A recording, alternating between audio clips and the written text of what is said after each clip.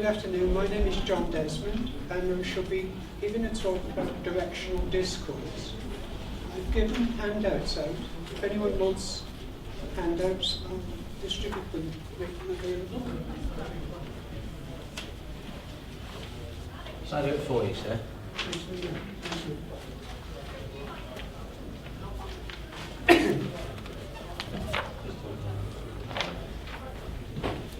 I have two hopes about my paper. One hope is that it might enable you to perceive discourse differently, and the other hope is that it might enable radical historians among you to perceive your practice differently. In neither case have I said that it might enable you, that is, my talk might enable you to perceive anything better than you initially perceive it.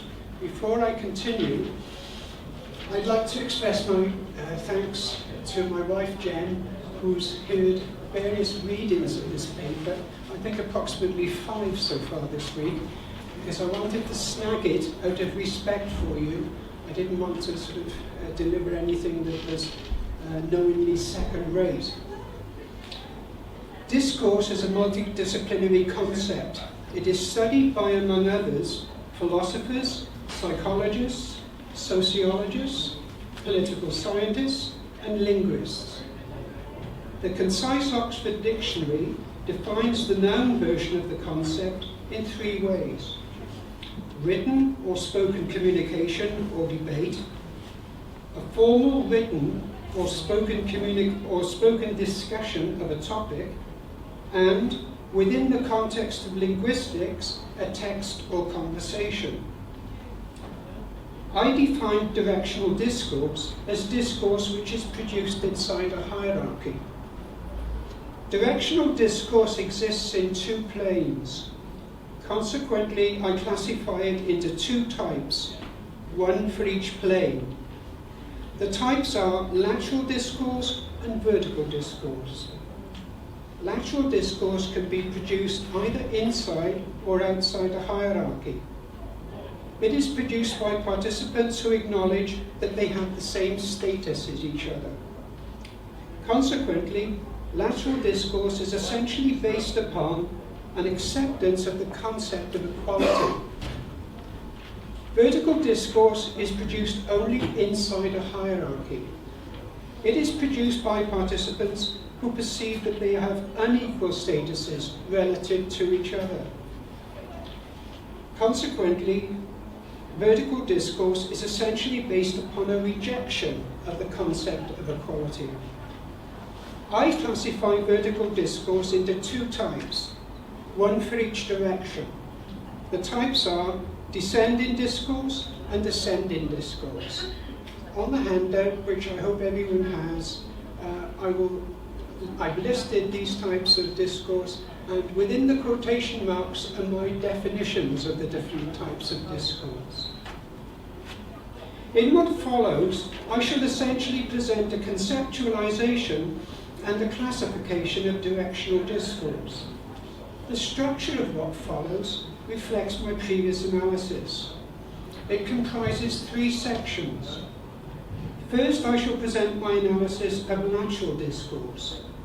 Second, I shall present my analysis of descending discourse. And third, I shall present my analysis of ascending discourse. In my conclusions, I shall discuss the issue about the function of my classification, my conceptualization and my classification of directional discourse. I'll now discuss lateral discourse. Lateral discourse is discourse which is produced by participants who acknowledge that they have the same status as each other. It comprises the activity of people communicating with each other. Familiar examples of lateral discourse include conversations, dialogues, and discussions. Conversations, dialogues, and discussions are lateral and non-hierarchical. During them, what the participants allow each other to say, that is, what they agree is sayable, and the opportunities that they allow each other to take turns in speaking are reciprocal, which is consistent with their agreement that they have an equal status. An extremely important example of natural discourse is what Paulo Freire, the Brazilian educator, called cultural synthesis. Freire launched cultural synthesis at the very end of his extremely famous book, Pedagogy of the Oppressed. He launched it as the opposite of his concept of cultural invasion, which he had previously analysed in his book. I regard cultural invasion as being one of the most important social science concepts of the 20th century. It needs to be understood if cultural synthesis is to be understood. But unfortunately, for two reasons, it is very difficult to understand. One reason is that it is a deep phenomenon. The other reason is that Freire described it using very abstract terms. Some of you might or might not know that Freire had a grounding in philosophy, and my joke is that he would rarely use a physical term when an abstract term would do just as well. It's very heavy going trying to understand Freire. I define cultural invasion as a harmful invasion of a culture by an outsider. Cultural invasion is a type of descending discourse. Consequently, I shall analyse it in the next section. I propose that what the participants agree is sayable during a conversation or a dialogue or a discussion will be determined by two things: whether the hierarchy in which it occurs is characterised by high trust or low trust, and whether the participants trust each other. Let us examine my proposal by examining two discussions which occur in a workplace that is characterised by low trust. One discussion occurs between employees who trust each other. The other discussion occurs between employees who do not trust each other. During the discussion between employees who trust each other, what they agree is sayable might include criticisms of their workplace or one or more of their superiors. Conversely, during the discussion between employees who do not trust each other, what they agree is sayable is unlikely to include criticisms of their workplace or any of their superiors because of their fear of being betrayed to one of their superiors.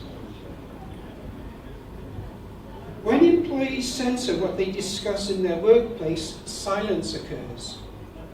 I suggest that so-called employee silence can be understood with recourse to three observations. First, some, if not the overwhelming majority of managers, behave as if, or let it be known that, they understand the workplace better than their subordinates, which might or might not be true. Second, some, if not the overwhelming majority of managers, impose their understanding of the workplace upon their subordinates.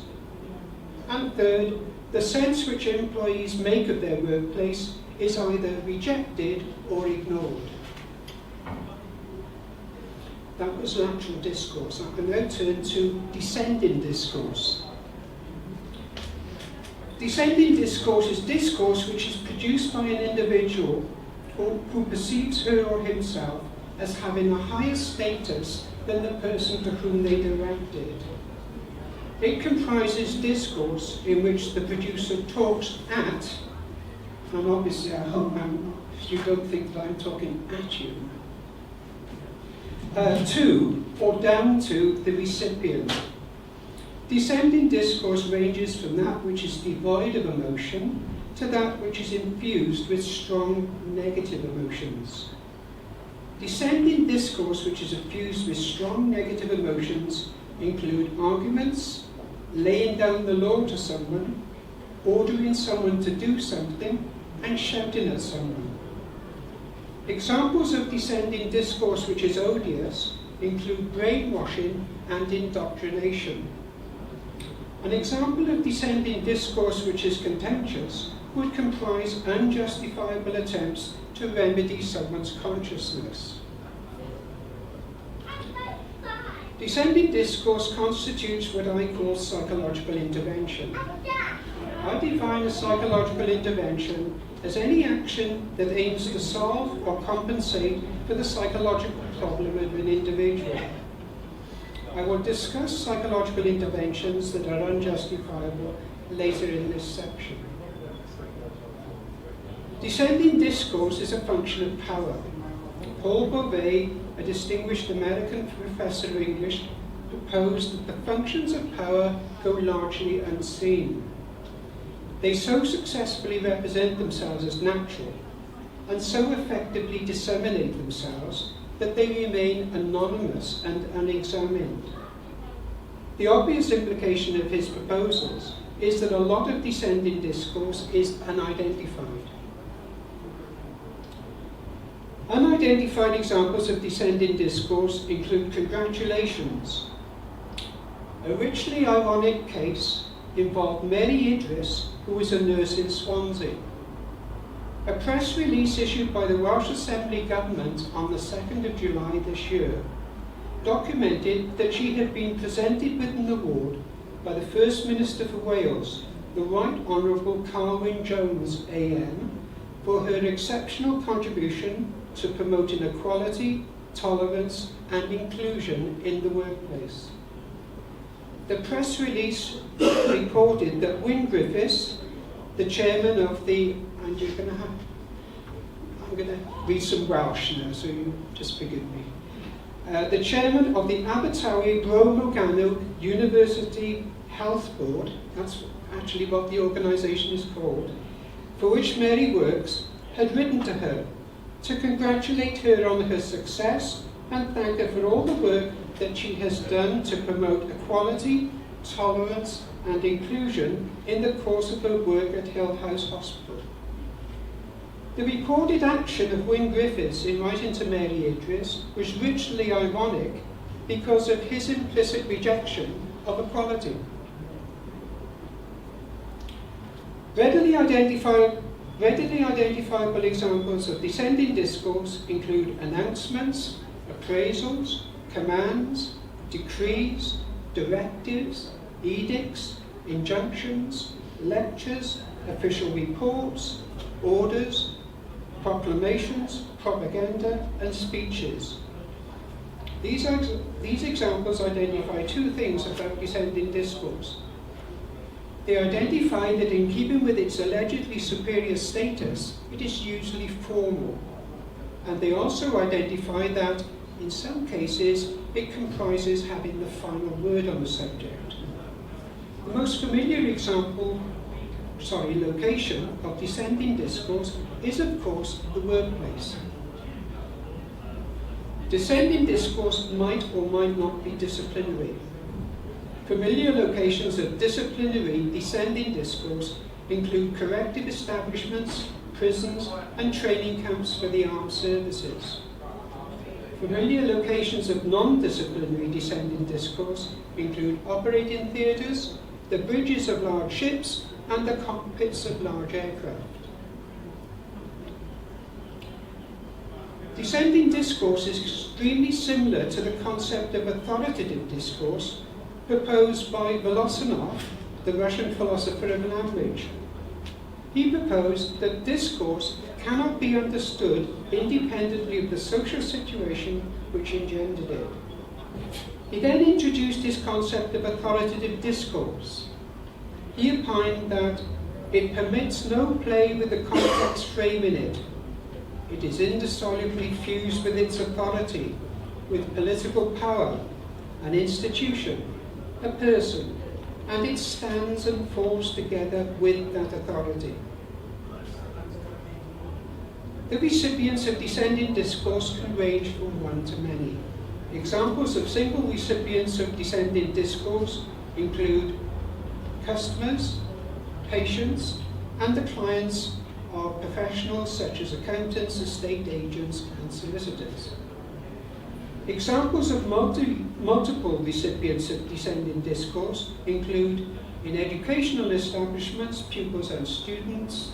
In training establishments, trainees. In workplaces, subordinates. And in places of worship, congregations. As I mentioned a few minutes ago, descending discourse constitutes psychological intervention. As I also mentioned a few minutes ago, I define a psychological intervention as any action that aims to solve or compensate for the psychological problem of an individual. An intervention which is unjustifiable unjustifiably implies that its recipient is psychologically inadequate. When an unjustifiable intervention is undertaken inside a culture, it can constitute blaming the victim. When an unjustifiable intervention is undertaken by a member of one culture inside another culture, it constitutes cultural invasion. I'd just like to briefly expand upon these two concepts of blaming the victim and cultural invasion. William Ryan, an American psychologist, analysed blaming the victim in his 1971 book of the same name. I regard his book as being one of the most important psychology books of the 20th century because it documents a phenomenon which is ubiquitous and which implicates the issue about the psychology of helping people. Blaming the victim, like cultural invasion, is an extremely complex phenomenon. Unfortunately, Ryan didn't adequately analyse it. And, to the best of my knowledge, no one else has analysed it at all. I analysed the phenomenon of blaming the victim in 3 stages. First, I classified it as a type of scapegoating, which is what it is. Second, I classified it ironically as benevolent scapegoating, in contrast to the conventional complement of malevolent scapegoating. And third, I defined it as scapegoating the victims of society for its social problems by undertaking programs of psychological intervention that are unjustifiable. As I mentioned in the previous section about lateral discourse, Freire analysed cultural invasion in his book, The Pedagogy of the Oppressed. As I also mentioned in the previous section, I define cultural invasion as a harmful invasion of a culture by an outsider. The core component of a cultural invasion comprises the program of action of the invader, which includes their own objectives, their own convictions, and their own preoccupations. Accordingly, the core activity of a cultural invasion comprises the transmission or attempted transmission of a program of action from one culture, the culture of the invader, to another culture, the culture which they invade. Both what I call benevolent scapegoating and cultural invasion can be prevented by a practice which I have conceived, which I call psychological auditing. I define psychological auditing as the practice of ascertaining whether a psychological intervention is justifiable. I will discuss the practice in the next section, which is about ascending discourse. Hopefully this section will be of more relevance to you in this audience. Ascending discourse is discourse which is produced by an individual who is perceived by its recipient as having a lower status than them. Logically, producers of ascending discourse are either less powerful than the recipients of it or do not have any power at all. What a would-be producer of ascending discourse wants to be able to say, that is, what they want to be sayable, can be likened to an item on an agenda. But like descending discourse, the capacity to specify what is sayable or to determine an agenda is a function of power. I had recent experience of this in an emerging organisation, in which it became obvious to me that the person whose idea the organisation was determining the agenda of its meetings. So consequently, I've no longer have any involvement with that organisation. Whether or not the function that I've identified is readily identifiable can depend upon the context in which it is exercised. The point being is more readily identifiable in some contexts than others. If it is exercised in a courtroom, it will be readily identifiable. If it is exercised in a psychiatric clinic or hospital, it will, I argue, be less readily identifiable. I classify ascending discourse into two types: conventional discourse and radical discourse. Familiar examples of individual conventional ascending discourse are deferential forms of address. Familiar examples of collective conventional ascending discourse include the feedback which public sector organisations obtain by enabling consultation, engagement, involvement, or participation. Those of you familiar with public sector organisations, some of these words might be familiar to you as concepts which they invoke in order to involve members of the public. And the means by which they enable these forms of discourse include bodies such as advisory groups, citizens' juries, focus groups and panels, watchdog organisations, and events such as stakeholder meetings. I am critical of the conventional ascending discourse which public sector organisations obtain because in my experience, and in the experience of many researchers, it is usually constrained. Although significantly, they do not actually use this term. Some conventional ascending discourse is produced by so-called representatives. I reject such discourse as being invalid because I reject representation as being invalid. I reject representation as being invalid because of the impossibility of knowing 5 things about it. First, the attitudes of those who are supposedly represented. Second, whether their attitudes are weak, strong, or anywhere in between. Third, whether their attitudes are stable. Fourth, whether their attitudes are inclusive. And fifth, knowing how to collate the attitudes of those who are supposedly represented.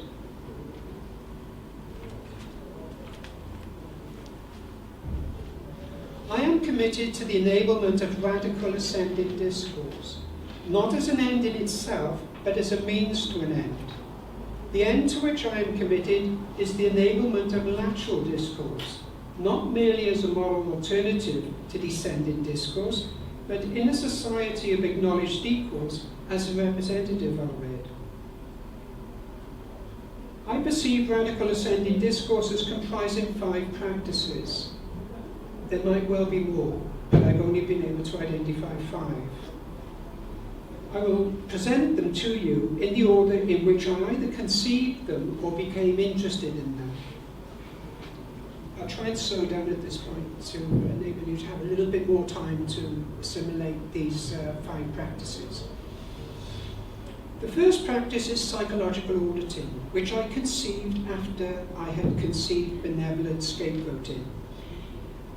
I define, as I mentioned at the end of the previous section, I define benevolent scapegoating as scapegoating the victims of society for its social problems by undertaking programs of psychological intervention that are unjustifiable.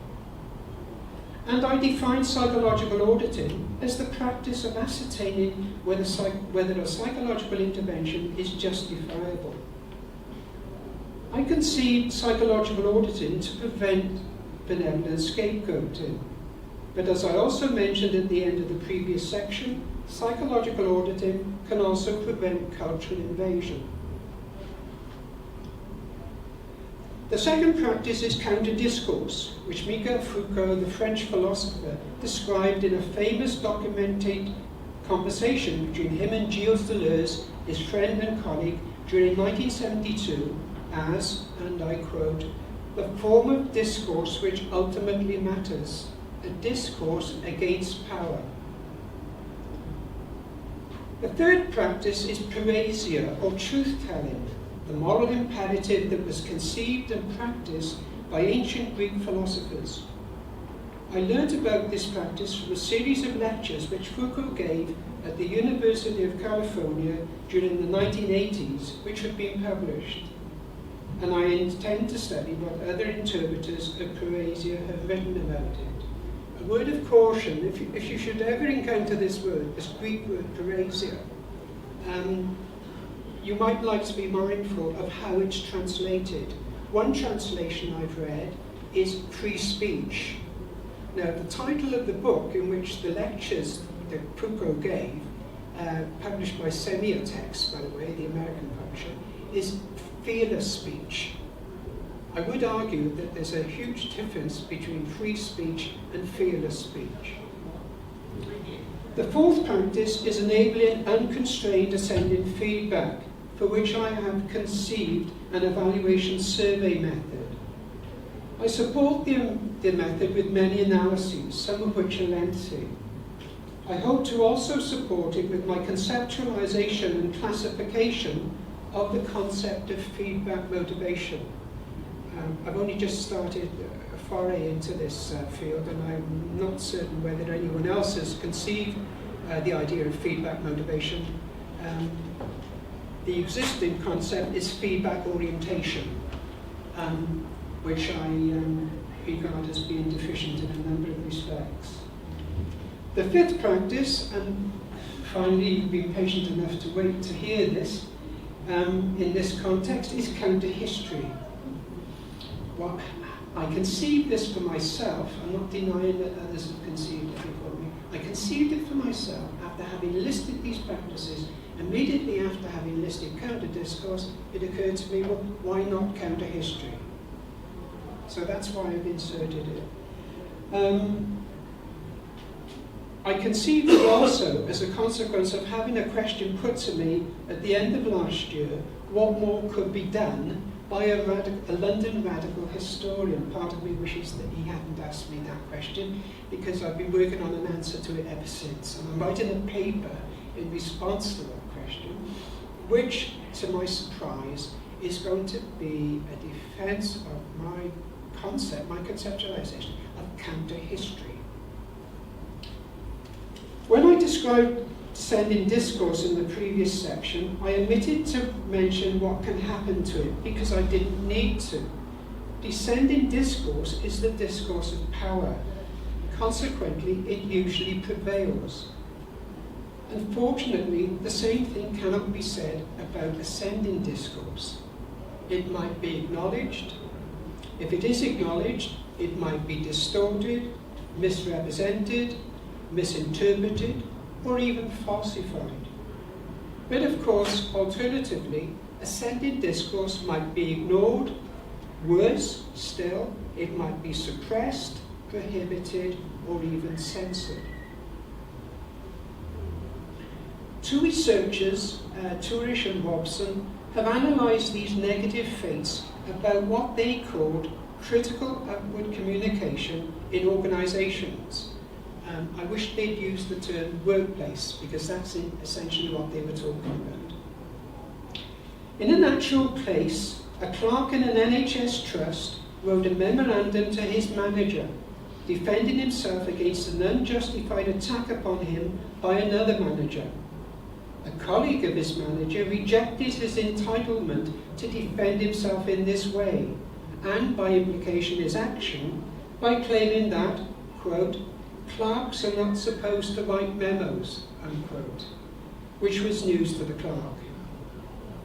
This fatuous claim evokes disclosures made by Foucault about what he called subjugated knowledges, and observations made by James Scott, the American political scientist, about what he called the full transcript of power-laden situations. I now have to quote some Foucauldian pyrotechnics. I hope you'll forgive me. He did occasionally indulge in very florid language, and here's a pretty good example of it, I think. When I say subjugated knowledges, I am referring to a whole series of knowledges that have been disqualified as non-conceptual knowledges, as insufficiently elaborated knowledges, naive knowledges, hierarchically inferior knowledges, knowledge that are below the required level of erudition or scientificity. He elaborated upon his concept of subjugated knowledges by describing them as knowledges from below, as unqualified or even disqualified knowledges. And he cited the following examples. The knowledge of the psychiatrist, the patient, the nurse, the doctor, that is parallel to, marginal to, medical knowledge. The knowledge of the delinquent, what I would call, if you like, what people know, and this is by no means the same thing as common knowledge or common sense, but on the contrary, a particular knowledge, a knowledge that is local, regional, and which is different from all the knowledges that surround it. I'm coming on to the second researcher, Scott. He observed that power-laden situations are nearly always inauthentic. His explanation of this observation evokes the reference I've previously made to employee silence. He explained, the exercise of power nearly always drives a portion of the full transcript underground. Allowing always for the exceptional moments of uncontrolled anger or desperation, the normal tendency would be for the dependent individual to reveal only that part of his or her full transcript in encounters with the powerful that it is both safe and appropriate to reveal. What is safe and appropriate is, of course, defined rather unilaterally by the powerful. The greater the disparity between the two parties, the greater the proportion of the full transcript that is likely to be concealed. I'd now like to draw some conclusions from what I said. As I stated in my introduction, I'd like to devil's advocate myself, essentially, by asking what is the point, what is the function of my conceptualization and my classification of directional discourse. If I may paraphrase Wittgenstein, the philosopher, their function is not to leave everything as it is. Instead, their function is to change something, the prevalence of descending discourse. As I disclosed in the section about ascending discourse, I am committed to the replacement of descending discourse with lateral discourse. Conceivably, this commitment can be fulfilled with recourse to one or more of the 5 practices of radical ascending discourse that I identified. To refresh your memory, but they're on the handout. Psychological auditing, counter-discourse, parasia or truth-telling, enabling unconstrained ascending feedback, and finally, counter-history.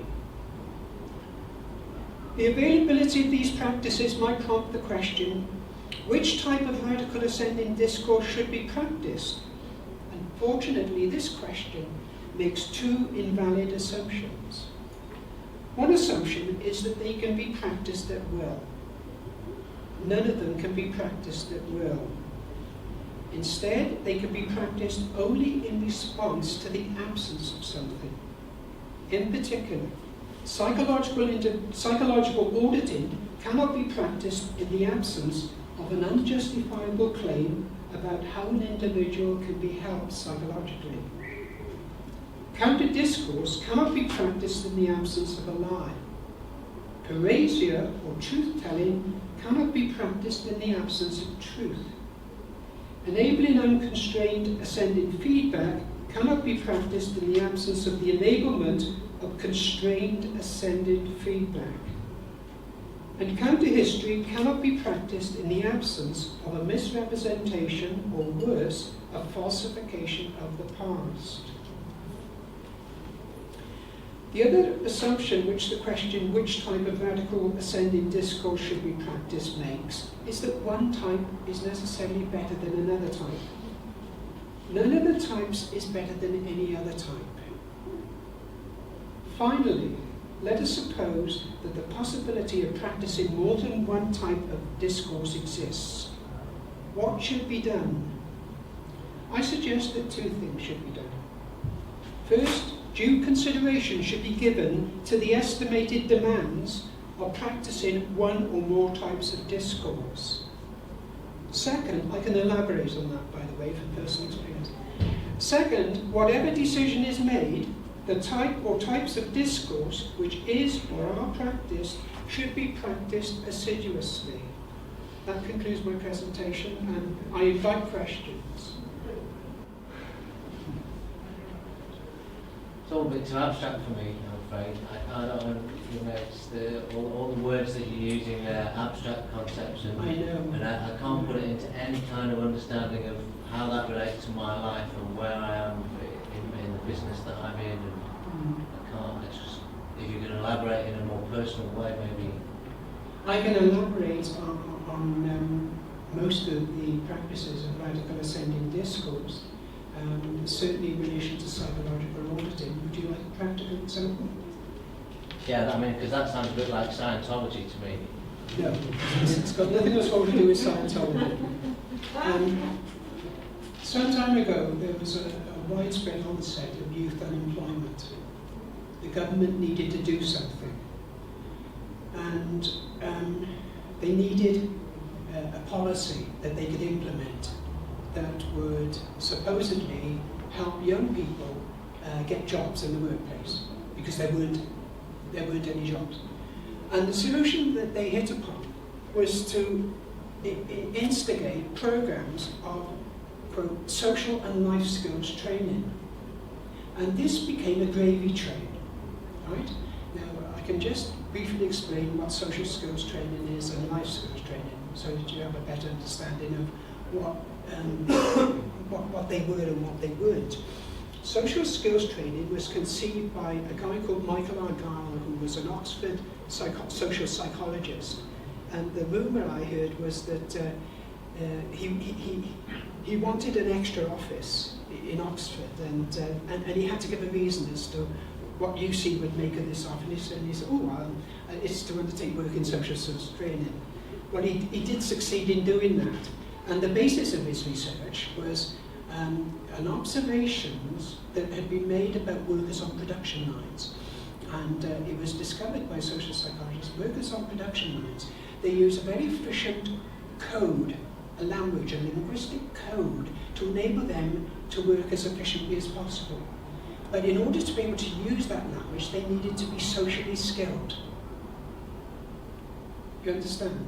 So they needed that skill to be able to convey that language to their colleagues to ensure that they worked as efficiently as possible. Now that idea became extrapolated into the field of rehabilitation, because some people suffer from particular psychological problems. Their social skills are not as developed as much as they could be to enable them to act with other people. And what very clever social psychologists have done is to devise programs of improving their social skills of people who might otherwise be isolated, to enable them to interact better with people. And so it became a recognized and documented psychological technique. Now, the way in which it was implemented with young people was nothing like that at all. It was just done on the basis of handbooks, which suddenly emerged. An industry became suddenly emerged of social skills. Life skills training, that was a very clever idea, conceived by a Canadian educationalist. So they put the two together, and it sounds kind of impressive on the face of it, social and life skills training. It has to be good, but it's based upon a fundamental premise. And the outcome of the premise, the premise is that the recipients are psychologically inadequate. In other words, why would you bother? Do you understand? Why would you bother to undertake social and life skills training with someone unless you knew that they didn't have enough of them, and therefore you needed to compensate for that by developing them? Now, if you extend the argument is that the logic of this so-called training is that the reason these young people don't have a job is not because no jobs exist for them, it's because they're inadequate. And that is what I want. That is what Ryan didn't actually use that example, but that's the example I worked on. And I communicated with a government agency about this. I mean, the people who implemented these programs, and I worked with them, I knew them, they knew nothing whatsoever about psychology. They knew nothing. If you mentioned Michael Ardaya, they knew nothing. And the particular problem I had with these programs was that some of them were extremely invasive. You took rooms full of young people, and you delved into their private emotional lives. And I still got the syllabus of it. It was just absolutely appalling. And I met one trainee at the end of work. We just met on the pavement. And she came out with all this anguish and frustration about the way in which she'd been treated and the way she'd been made to feel. Now, the practice of psychological auditing is expressed very simply, and you can take this away and use it, and feel free to use it, right? And it is, if anyone suggests that someone needs to receive a particular type of intervention, the simple way of calling their bluff is to ask them to confirm the basis upon which they rely to make that proposal about that individual. And that is a killer question. Now, the advantage I have, I suppose, is that I can back up that question with a classification of starting with the nature of a psychological problem, the nature of psychological intervention, the different types of intervention. And to my shock, and I'm not in touch with the literature at the moment, but at the time I was doing it, no one else had done this, no one else had bothered to do this. And you'd hope and expect that people like psychologists, people who were involved in helping people, you'd hope and expect that they had a readily available definition of what a psychological problem is. Yeah? And the basis, the discipline which they use in order to intervene in other people's lives. Well, I mentioned at the end of my conclusions that I could amplify. I mean, I wrote to people. I should say, for the record, by the way, there was. Oh yes, that's right. I was in the British. I was a member. Director General wrote me a letter and said, he said, "You make so much noise." I said, "What did he say? You speak so loud that your message cannot be heard." And then he said that the best way of dealing with this, because no one else had raised a word. Not one psychologist in the whole of the United Kingdom, and they must have been blind as bats or deaf, not to realise that this was being perpetrated on a societal basis. Not one person raised their voice. And he said, "By your fruits they shall know you." In other words, try and put it to one side, and in other words, be positive, show them what you can do inside. And I still have that letter. To her credit, as Professor of Sociology in Cardiff University, Teresa Rees, she wrote a paper about it, about what was happening to kids. And she expressed her disquiet. So that's just one example. But there's, I'm sure this can be replicated throughout social services.